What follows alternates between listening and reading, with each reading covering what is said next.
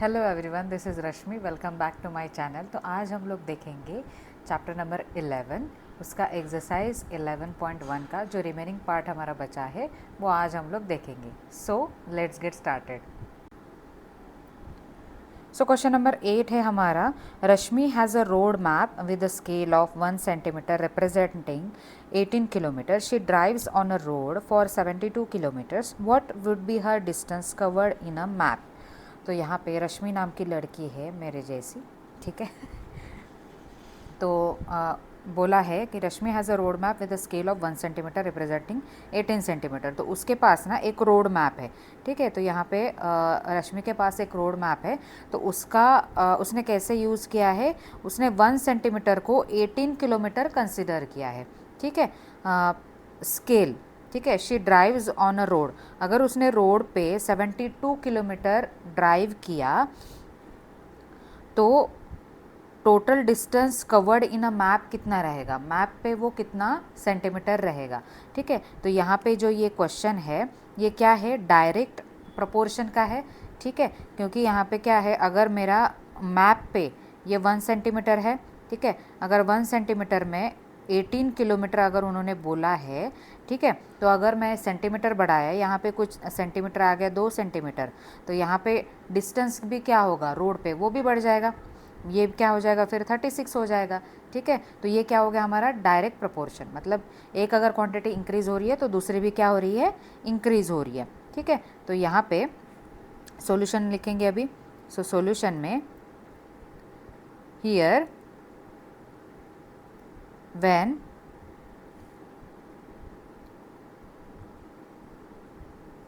Road map distance increases, then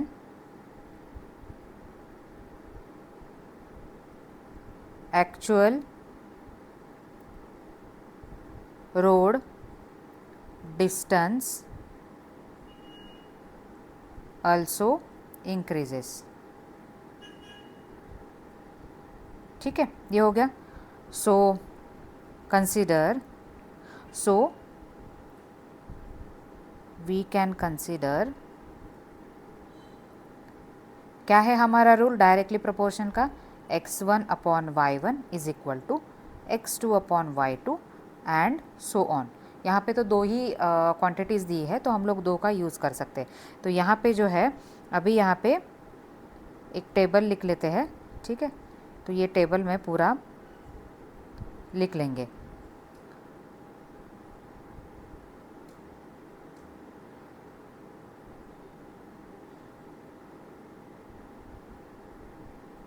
सो यहाँ पे distance on map and distance road,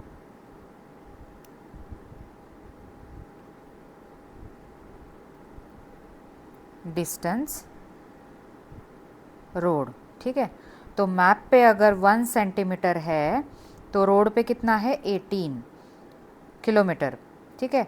तो यहाँ पे कंसिडर करेंगे ये x2 है, तो यहाँ पे ये क्या है 72 किलोमीटर्स। तो हमको क्या निकालना है फिर, x2 की वैल्यू निकालनी है। So therefore 1 centimetre divided by 18 kilometre that is equal to x2 upon 72। So x2 निकालेंगे अभी। So x2 is equal to 1 into 72 divided by 18। ये मैंने क्या किया, ट्रांसपोज किया इस साइड में, ठीक है। सो यहाँ पे x2 की वैल्यू क्या आ जाएगी, 18 फोर ज़ा 72। So x2 is equal to 4 centimetre. तो इसका मतलब है कि मैप पे कितना रहेगा डिस्टेंस फिर 4 सेंटीमीटर रहेगा, ठीक है। सो अभी देखते हैं नेक्स्ट क्वेश्चन। क्वेश्चन नंबर 9 है, a 5 metre 60 centimetre high vertical pole cast a shadow of 3 metre 20 centimetre long. Find at the same time the length of the shadow cast by the another pole of 10 meter 50 centimeter high, the distance the height of the pole which casts a shadow of 5 meter long, ठीक है। सो यहाँ पे बोला है कि एक जो है पोल दिया है, ठीक है। ये अगर मैंने ऐसा एक पोल लिया तो इसका क्या होता है, यहाँ पे अगर शैडो आ रहा है, ठीक है, ये ऐसा शैडो है, शैडो आता है, ठीक है। तो अगर ये पोल का डिस्टेंस अगर 5 मीटर 60 सेंटीमीटर है तो उसका जो शैडो रहेगा वो कितना है यहाँ पे 3 मीटर 20 सेंटीमीटर, ठीक है। तो ये शैडो आ गया यहाँ पे। तो बाकी के जो क्वेश्चन है इसी रिलेटेड है कि ये लेंथ ऑफ शैडो आपको निकालना, मतलब ये जो शैडो है नीचे का 3 मीटर वाला वो निकालना है कि अगर पोल की जो है हाइट कितनी है 10 मीटर 50 सेंटीमीटर, और बाद में क्या निकालना है कि अगर हाइट आपकी जो है वो कितनी है, हाइट आपको निकालनी है अगर शैडो कितना है आपका 5 मीटर, ठीक है। तो शैडो 5 मीटर रहने के बाद पोल की हाइट कितनी रहेगी ये आपको निकालना है, ठीक है। तो ये भी क्या किसका एग्जांपल है, डायरेक्ट वेरिएशन का, ठीक है। मतलब जैसे जैसे हाइट बढ़ेगा वैसे वैसे क्या हो जाएगा, शैडो की भी लेंथ बढ़ जाएगी, ठीक है। सो सॉल्यूशन में here height of pole increases, here when, यहाँ पे व्हेन लिखना है, here when height of pole increases then shadow of pole also increases, ठीक है। सो therefore we can consider x1 upon x1 upon y1, x1 upon y1 is equal to x2 upon y2 is equal to x3 upon y3 and so on, ठीक है। तो अभी जो है first वाला निकाल लेते हैं, ठीक है। सो यहाँ पे पहले तो टेबल लिख लेंगे ताकि आपको इजी जाए।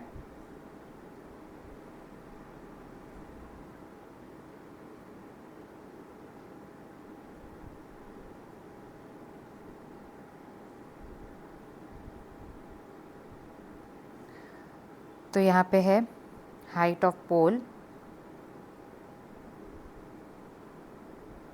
और यहाँ पे है शैडो, ठीक है। तो पहले क्या दिया है 5 मीटर 60 सेंटीमीटर। तो अभी देखो इसका कैलकुलेशन देखते हैं। अभी ये 5 मीटर 60 सेंटीमीटर है ना, तो क्या होता है 100 centimetre is equal to 1 metre होता है, ठीक है। तो यहाँ पे जो है ये अगर मुझे दोनों भी यूनिट अगर मुझे सेम करना है तो यहाँ पे ये क्या आ जाएगा फिर 5.60 मीटर लिख सकती हूँ मैं, ठीक है। तो ये जो 60 सेंटीमीटर है उसको मीटर में कन्वर्ट कर लेंगे, ठीक है। तो यहाँ पे क्या आ जाएगा फिर 60 सेंटीमीटर इज इक्वल टू क्या हो जाएगा, यहाँ पे ये 0.60 मीटर हो जाएगा, ठीक है। 6 को डिवाइड करेंगे 100 से तो ये क्या हो जाएगा फिर 60 centimetre is equal to 0.60 metre. तो अभी ये जो है 5 मीटर 60 सेंटीमीटर, तो ये इज इक्वल टू कितना आ जाएगा फिर 5.60 मीटर लिख सकती हूँ मैं, ठीक है। तो ये सारे जो चीज़ें हैं ना वो मीटर में ही लिखेंगे। तो डायरेक्टली लिखेंगे अभी हाइट ऑफ पोल इज़ 5.60, तो हमारी शैडो कितनी आ गई 3.20। तो बाद में क्या बोला है, क्या फाइंड करना है आपको। सो यहाँ पे पोल की हाइट दिया है 10 मीटर 10.50 और इसकी वैल्यू निकालनी, इसको कंसिडर करेंगे y2, ठीक है। ये x1 x2 और ये sorry x1 y1 x2 y2 और यहाँ पे x3 दिया है 5 मीटर लॉन्ग दिया है ना, तो यहाँ पे ये जो है x3 निकालना है और the height of a pole which cast shadow, ठीक है। तो 5 मीटर इसकी शैडो की लेंथ है, ठीक है। तो ये सारी यूनिट अभी सेम हो गए तो डायरेक्टली पुट करेंगे। Now 5.60 divided by 3.20 that is equal to 10.50 divided by y2। तो y2 निकालेंगे अभी। So therefore y2 is equal to कितना आ जाएगा, अभी ये इधर ट्रांसपोज किया तो बाकी के सारे यहाँ पे एक साइड में ट्रांसपोज करेंगे। तो 10.50 इंटू 3.20 डिवाइडेड बाय 5.60, ठीक है। तो यहाँ पे अभी ये जो है डेसिमल पॉइंट यहाँ से ये हटा देंगे, ठीक है। पॉइंट से पॉइंट कैंसिल हो जाएगा तो 10.5 इंटू 32 डिवाइडेड बाय 56। आप 20 भी लिख सकते हैं, 60 भी लिख सकते हैं, लेकिन बड़ा नंबर आया तो बहुत ज़्यादा कैलकुलेशन करना पड़ेगा, इससे अच्छा है डायरेक्टली ऐसे ही लिख लेते हैं।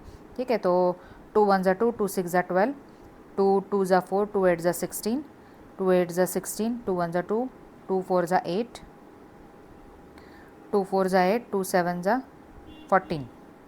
ठीक है, 7 1 ज़ा 7, 7 1 ज़ा 7, और यहाँ पे 3, 7 5 ज़ा 35, तो 1.5 इंटू 4, तो यहाँ पे आ जाएगा ये 6 मीटर। तो मतलब यहाँ पे y2 क्या आ जाएगा, इसका शैडो 10.50 का शैडो कितना आ जाएगा हमारा, 6 मीटर। ठीक है, अभी निकालते हैं x3। नाउ x3 के लिए अभी 5.60 डायरेक्टली यूज़ करेंगे। ठीक है, 5.6 लिख लेती हूँ, 3.2 लिख लेती हूँ यहाँ पे, और यहाँ पे x3 अपॉन 5। ठीक है, तो x3 एक साइड, बाकी का कांस्टेंट टर्म एक साइड, तो 5.6 into 5 divided by 3.2 that is equal to x3। तो अभी ये डेसिमल पॉइंट से डेसिमल पॉइंट कैंसिल, अगर उसके बाद में जो डिजिट्स है ना वो अगर सेम है तो डेसिमल पॉइंट कट कर सकते हैं। अगर यहाँ पे रहता 5.62 और नीचे रहता 3.2, तो फिर आपको 562 डिवाइडेड बाई 320 लिखना पड़ता, क्योंकि आपको क्या करना है, डेसिमल पॉइंट के बाद के जो डिजिट है ना वो सेम करने हैं, इसलिए। ठीक है, तो अभी ये पॉइंट कट हो गए, तो ये क्या आ जाएगा फिर 56 into 5 divided by 32 that is equal to x3। 4 से डिवाइड करेंगे, 4 1 ज़ा 4, 16, 4 7। ठीक है, तो यहाँ पे वैल्यू आ जाएगी हमारी 35 divided by 4 that is equal to x3। तो यह आ जाएगा 330।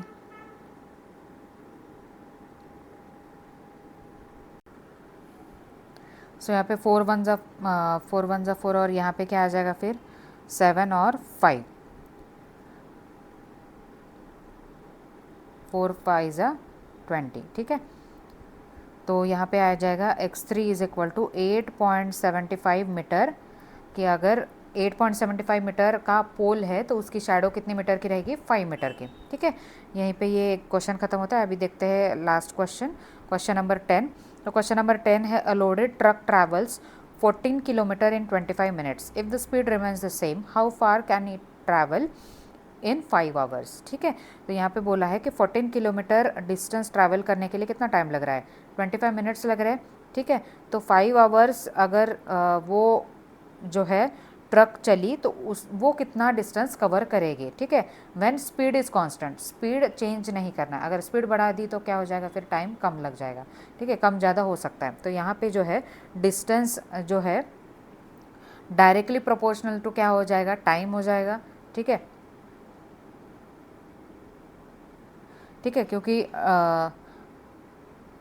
एक ऐसा डिस्टेंस दिया है आपको। ठीक है, तो यहाँ पे ये 25 मिनट में अगर कवर कर रहा है, तो अगर ये टाइम अगर मुझे बढ़ा दिया मैंने, 5 आवर्स कर दिया, तो डिस्टेंस भी क्या हो जाएगा, बढ़ जाएगा। ठीक है, कम तो नहीं होगा, स्पीड तो कांस्टेंट है हमारी। ठीक है, तो यहाँ पे ये क्या है, डायरेक्ट प्रोपोर्शन का एग्जाम्पल है। तो यहाँ पे अभी लिखेंगे सॉल्यूशन में, क्या लिखेंगे, एज़ यूजुअल जो स्टेटमेंट है हमारा, एक इंक्रीज़ हो रहा है तो दूसरा इंक्रीज़ हो रहा है, वो लिखना है पहले। ठीक है, when time increases then distance also increases। ठीक है, so therefore we can consider x1 upon y1 is equal to x2 upon y2 that is equal to x3 upon y3 that is equal to so on। ठीक है, ये हो गया।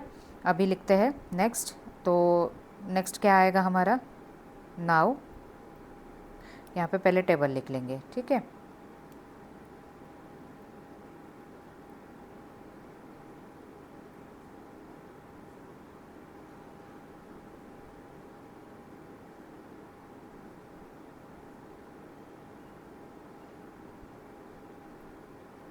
सो यहाँ पे ये आ जाएगा डिस्टेंस एंड टाइम। ठीक है, तो डिस्टेंस पहले है 14 किलोमीटर, तो 25 मिनट्स। ठीक है, और यहाँ पे आपको डिस्टेंस फाइंड करना है, तो ये x2 कंसिडर करेंगे। अभी ये 5 आवर्स है। ठीक है, तो यहाँ पे ये क्या दिया है, 25 मिनट्स दिया है, तो दोनों के यूनिट क्या होना चाहिए, सेम होना चाहिए। एक ऐसा नहीं कि 1 मिनट में हो गया तो दूसरा आवर में। तो अगर मुझे 5 आवर को मिनट में कन्वर्ट करना है तो कैसे करेंगे फिर, 5 × 60 मिनट्स। ठीक है, ये आ जाएगा, तो ये क्या आ जाएगा, 300 मिनट्स। ठीक है, सो 300 मिनट्स। तो यहाँ पे अभी हम लोग अच्छे से सॉल्व कर सकते हैं। So now 14/25 is equal to x2 / 300। ठीक है, तो अभी x2 की वैल्यू निकालेंगे, 14 × 300 divided by 25, that is equal to x2। तो यहाँ पे ये 5 आ जाएगा। ठीक है, तो 14 × 12, x2 इज इक्वल टू